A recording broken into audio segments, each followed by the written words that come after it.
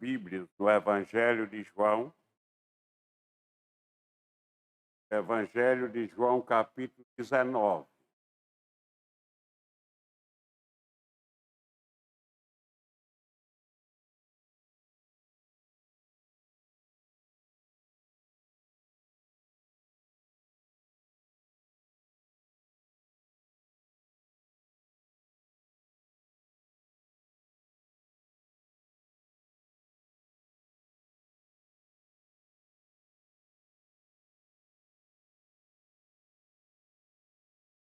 Evangelho de João, capítulo 19, versículos 17, 18 e 19.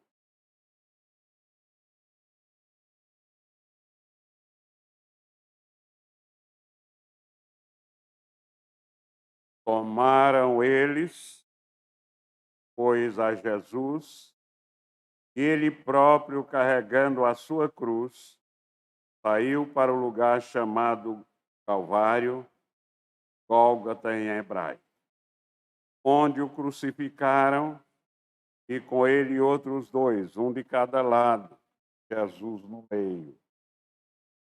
Pilatos escreveu também um título e o colocou no cimo da cruz. O que estava escrito era: Jesus Nazareno, o Rei dos. Ó Pai, Pai nosso que está no céu, Santo Deus. Vivemos num mundo, Senhor, em que a maioria prefere pregar o ódio a vivenciar o amor, a praticar obedecendo o grande mandamento, o amor a ti acima de qualquer coisa e ao próximo como a si. Neste momento, ó Pai, quando no teu dia, em que nós dedicamos inteiramente a ti, estamos aqui, Senhor, pela segunda vez, prestando este culto a ti. E agora com a responsabilidade de entregar a tua mensagem. Nós pedimos a ti, Senhor, nós imploramos, ilumine a mente de todos aqueles que vão ouvir a tua mensagem, onde quer que se encontrem, para que possam entender. Tem misericórdia do teu servo, ungindo-o, para que traga de fato a tua mensagem, de acordo com a tua vontade, agradável a ti. É em nome de Cristo que nós te oramos, hoje e sempre. Amém.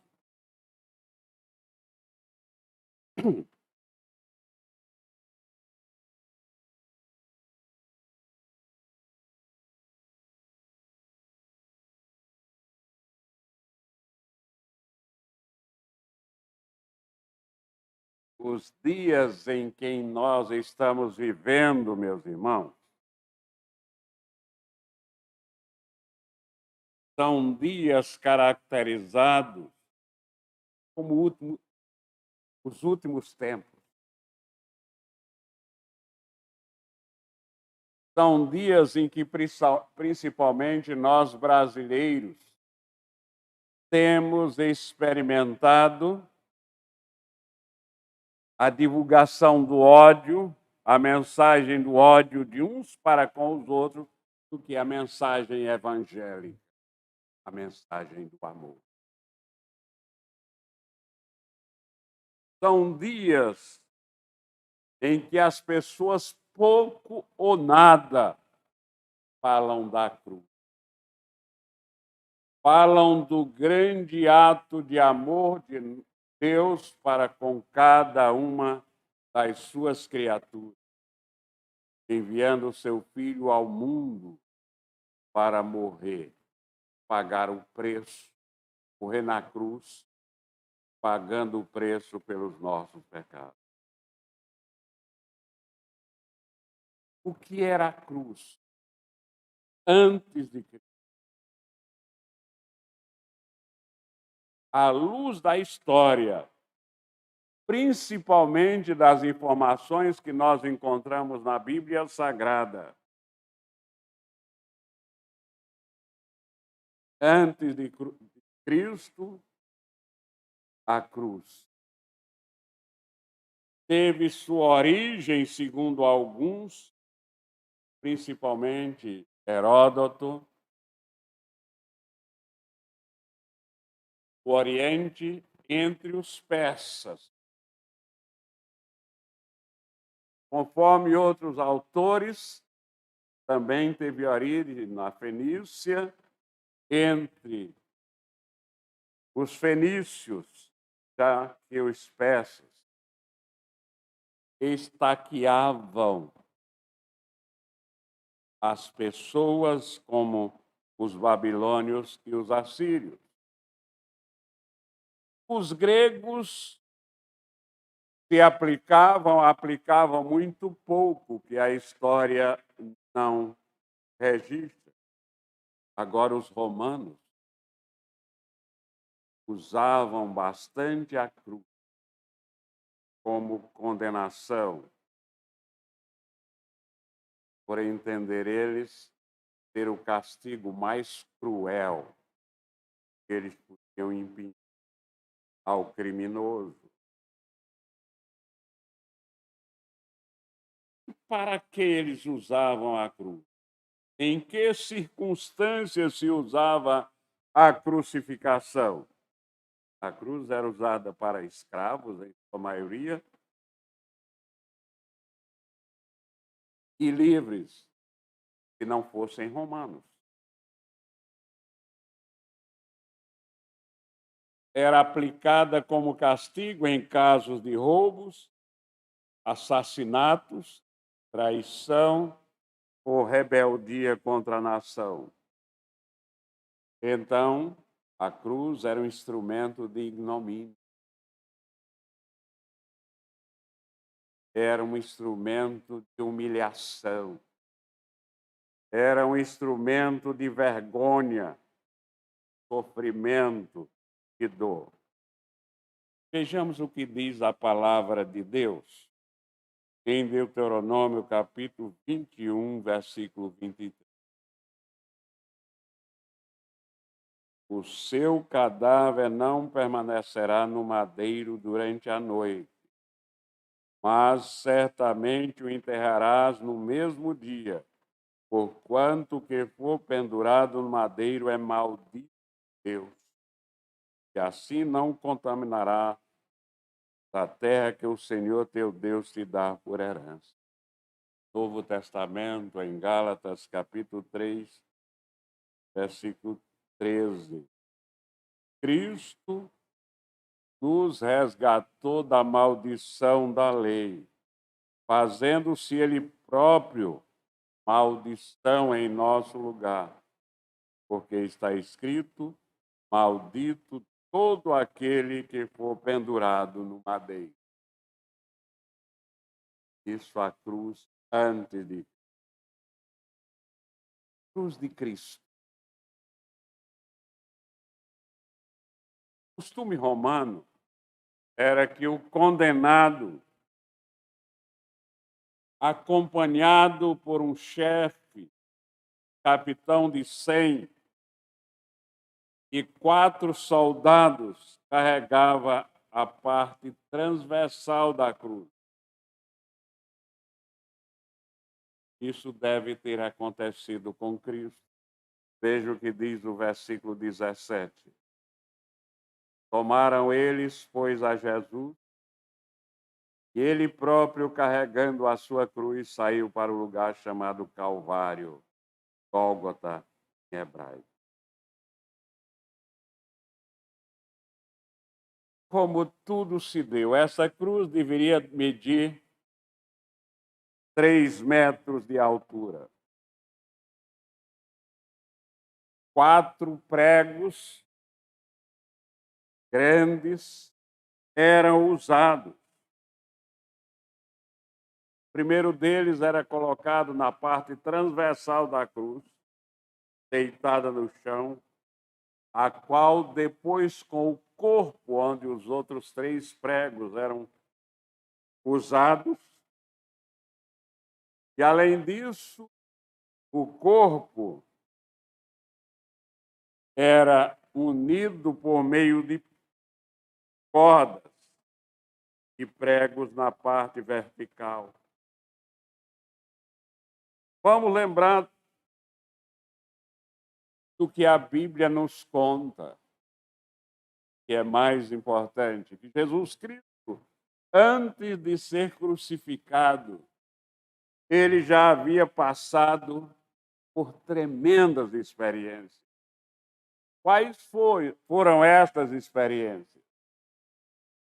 Experiência tremenda que ele passou lá no jardim, onde ele suou sangue. Lucas, o evangelista, registra no capítulo 22, versículo 44. Que estando em agonia, orava mais intensamente. E aconteceu que o seu suor se tornou como gotas de sangue caindo sobre a terra.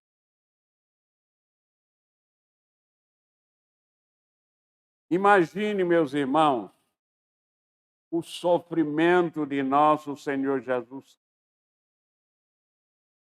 Foi traído por um dos seus discípulos.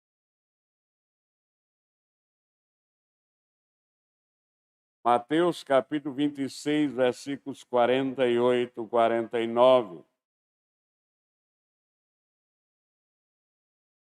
Escreve: ora, o traidor lhes tinha dado este sinal: aquele a quem eu beijar é esse, prendei-o.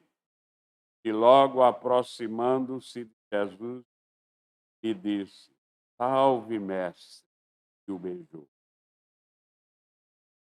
Jesus Cristo foi esbofeteado, esmurrado.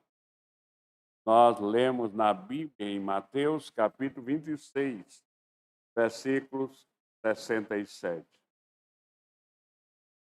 Então, uns cuspiram-lhe no rosto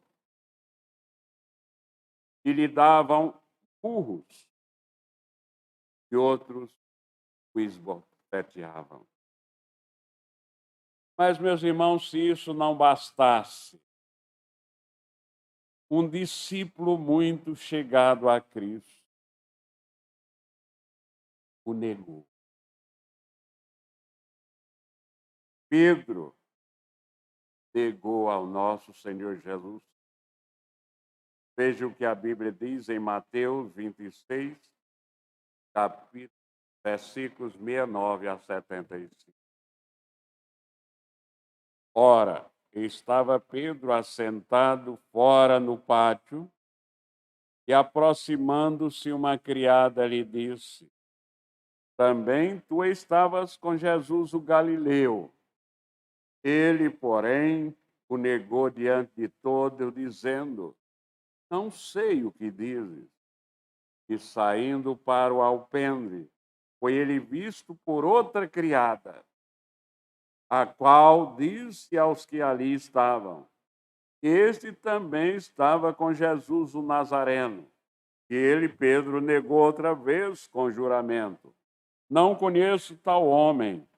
Logo depois, aproximando-se, os que ali estavam disseram a Pedro: verdadeiramente és também um deles, porque o teu modo de falar o denuncia. Então Pedro começou a praguejar e a jurar: não conheço esse homem. E imediatamente cantou o galo. Então Pedro se lembrou da palavra que Jesus lhe dissera: antes que o galo cante, tu me negarás 3 vezes. E saindo dali, chorou amargamente. Prestem atenção, meus irmãos. Vamos ler a Bíblia com cuidado. Eu já vi muita gente dizer que antes que o galo cantasse, 3 vezes Pedro negaria o nosso Senhor Jesus. Após Pedro negar 3 vezes, é que o galo canta. Jesus Cristo foi açoitado. Mateus 27, 26. Então, Pilatos lhe soltou Barrabás e, após haver açoitado a Jesus, entregou-o para ser crucificado. Ele foi humilhado. Foi humilhado pelos soldados. Em Mateus 27, capítulo 27, versículos 27 a 31, nós lemos: Logo a seguir, os soldados do governador, levando Jesus para o pretório, reuniram em torno de toda a corte, despojando-o das vestes, cobriram-no com um manto escarlate, tecendo uma coroa de espinhos, puseram-lhe na cabeça e na mão direita. E, ajoelhando-se diante dele, o escarneciam, dizendo: Salve, Rei dos Judeus! E, cuspindo nele, tomaram o caniço e davam-lhe com ele na cabeça. Depois de terem escarnecido, despiram-lhe o manto e o vestiram com as suas próprias vestes. Em seguida, o levaram para ser. É muito comovente. Eu preferi contar a história da cruz antes de Cristo e depois falar sobre a crucificação de nosso Senhor Jesus Cristo, lendo a palavra de Deus que não tem erro. Portanto, nós que somos crentes, acreditamos que tudo aconteceu assim. É muito comovente. É tocante, é de fato tremendo saber quanto Jesus sofreu. Você tem pensado nisso? Você tem pensado nesse sofrimento de nosso Senhor Jesus?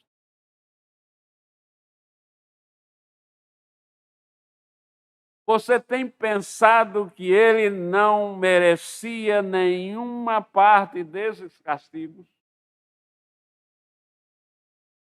Ele é Deus. Ele não precisava descer do céu para sofrer tanto. Fez tudo por amor a nós. Porque se isso não tivesse acontecido, nós não seríamos salvos. A justiça de Deus não seria cumprida. O preço pelos nossos pecados não seriam quitados.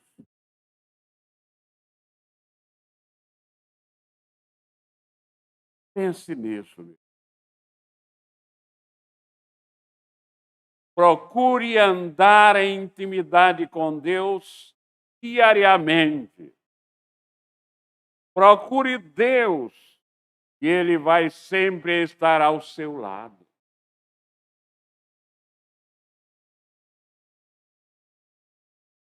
O que significa? O que representa a cruz para cada um de nós que somos escolhidos e adotados como filhos de Deus? O primeiro grande significado é que nós temos um verdadeiro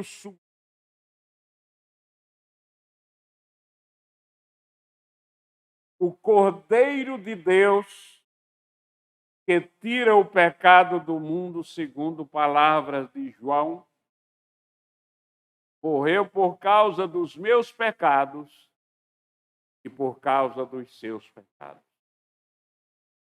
É por isso, meus irmãos, para que nós nos sintamos bem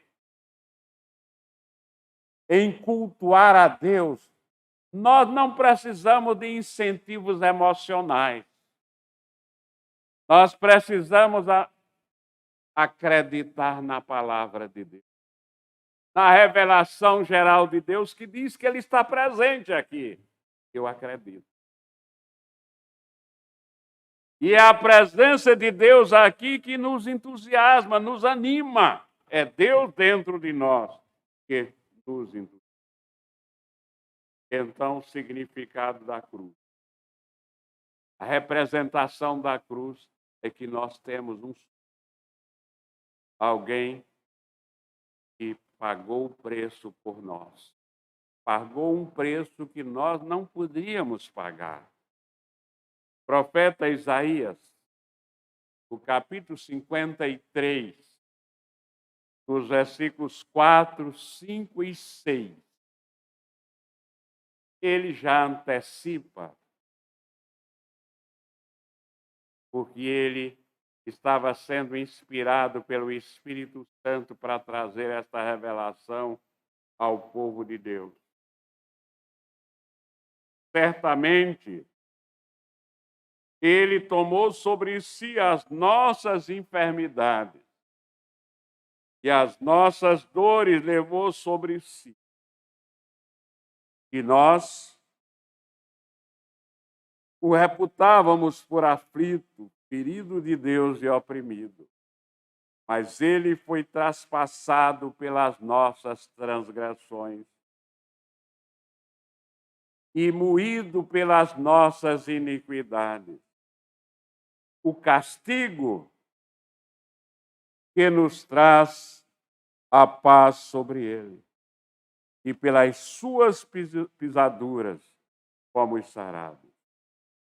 Todos nós andávamos desgarrados como ovelhas, cada um se desviava pelo caminho, mas o Senhor fez cair sobre ele a iniquidade de nós.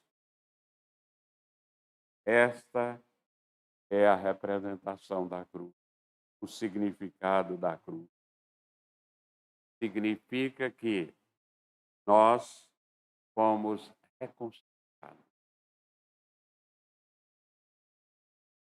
Nós que andávamos irremediavelmente perdidos, afastados de Deus em Cristo, fomos reconciliados. É o que nos diz o apóstolo Paulo, inspirado pelo Espírito Santo, em 2 Coríntios, capítulo 5, versículo 19. A saber, que Deus estava em Cristo, reconciliando consigo o mundo, não imputando aos homens as suas transgressões, e nos confiou a palavra de reconciliação. Em Cristo, nós fomos reconciliados com Deus.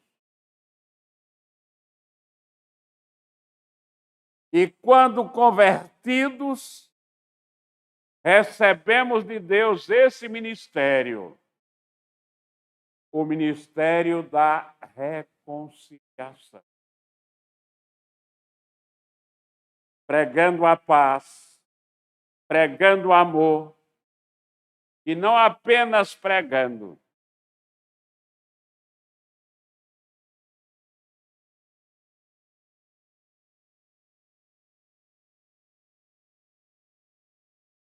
Mas vivenciando, experimentando, praticando, agindo.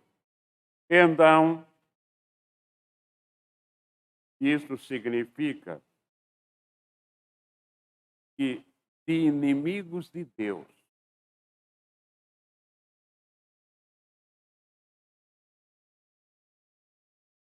Nós fomos feitos seus amigos. Significado da cruz.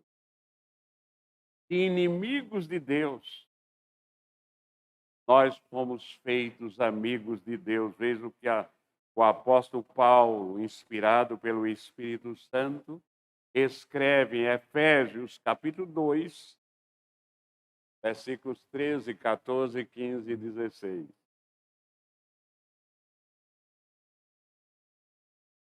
Mas agora, em Cristo Jesus, vós que antes estáveis longe, fostes aproximados pelo sangue de Cristo. Porque Ele é a nossa paz,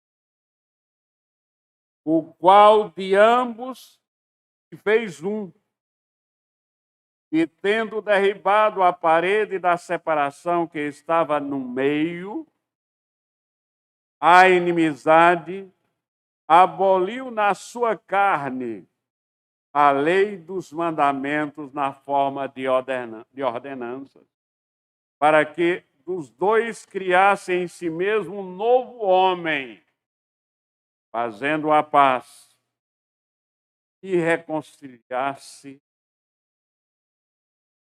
ambos em um só corpo com Deus, por intermédio da cruz, destruindo por ela, pela cruz, a inimizade.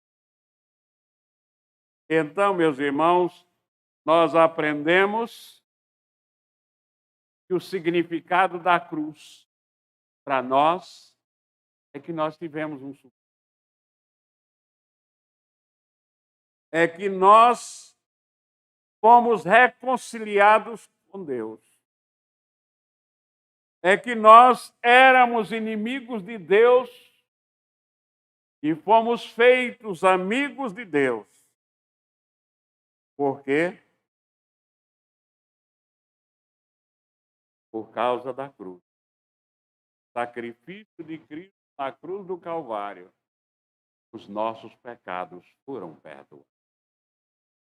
Colossenses, capítulo 2, versículos 13 e 14. E a vós outros, que estáveis mortos pelas vossas transgressões e pela incircuncisão da vossa carne, os deu vida juntamente com ele, perdoando todos os nossos delitos, tendo cancelado, isto é, pago, o escrito da dívida, que era contra nós e que constava de ordenanças. E em 1 Pedro, capítulo 2, versículo 24, o apóstolo Pedro, aquele que havia negado Jesus naquele momento difícil da sua vida, ele depois resolve arrepender-se daquela situação e colocar a sua vida em risco, oferecer a sua própria vida pela proclamação do Evangelho. E o Espírito Santo, inspirando, ele escreveu na sua primeira carta, no capítulo 2, versículo 24.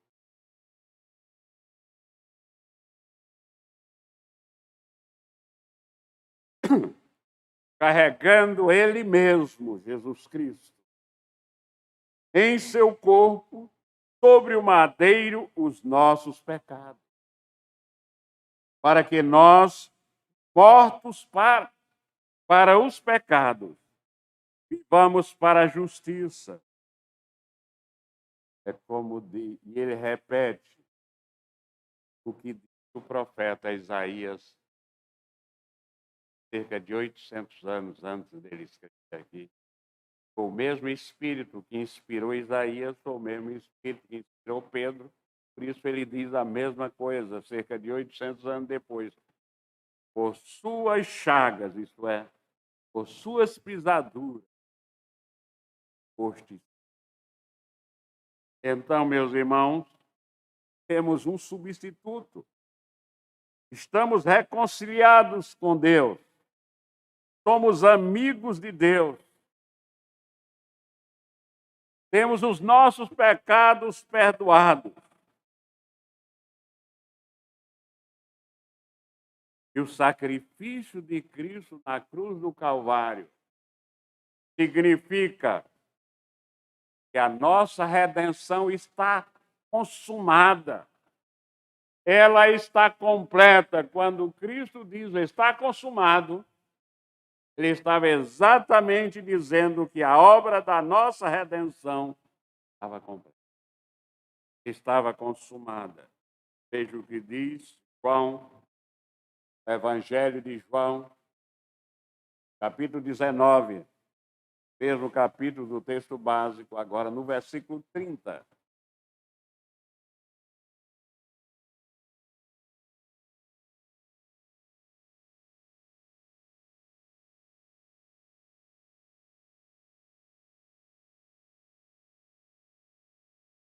Quando, pois, Jesus tomou o vinagre, disse, está consumado.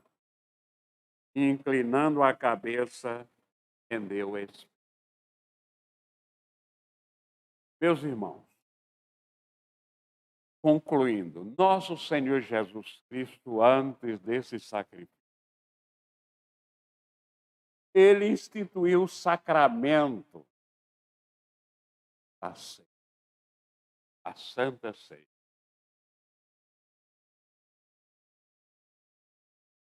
E na instituição do sacramento da Santa Ceia, ele apresentou o pão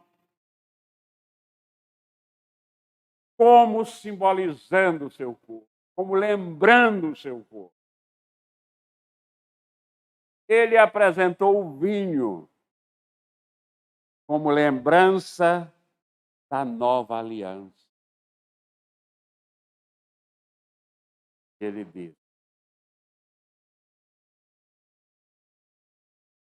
todas as vezes comerdes o pão, beberdes o vinho, em memória de mim, em lembrança de mim, lembrai-vos, pois, de anunciar a minha morte até. Vamos agora, meus.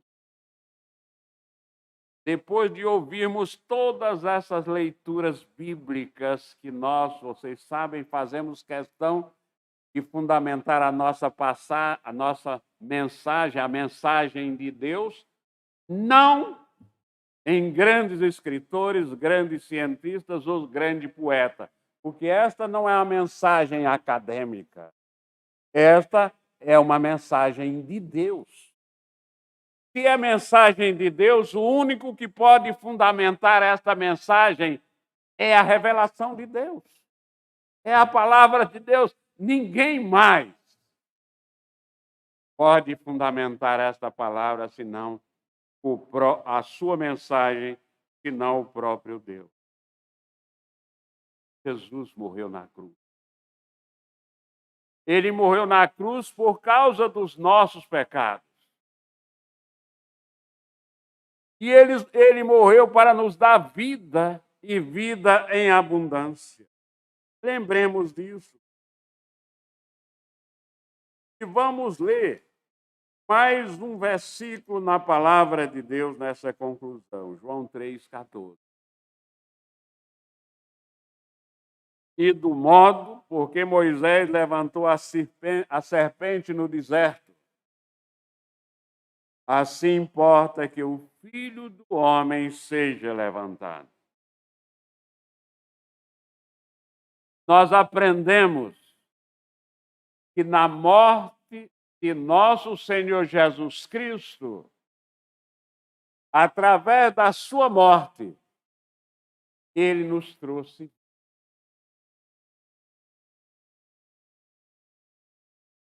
que o Senhor Jesus, o nosso Salvador, o nosso Redentor, nos ajude para que cada um de nós, eu e você,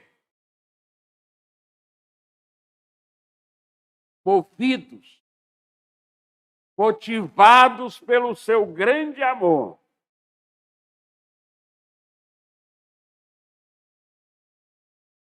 que o levou a dar sua própria vida por nós na cruz. E nós, neste momento, rememorando tudo que Cristo fez por nós, rememorando o significado da cruz, nós nos entreguemos a Ele. Nos entreguemos a Ele para servi-lo, porque essa é a marca do cristão. O cristão é aquele que é eternamente grato pela graça e a misericórdia de Deus sobre ele. É aquele que sabe que não merece as bênçãos que recebe de Deus, por isso tem um espírito de gratidão.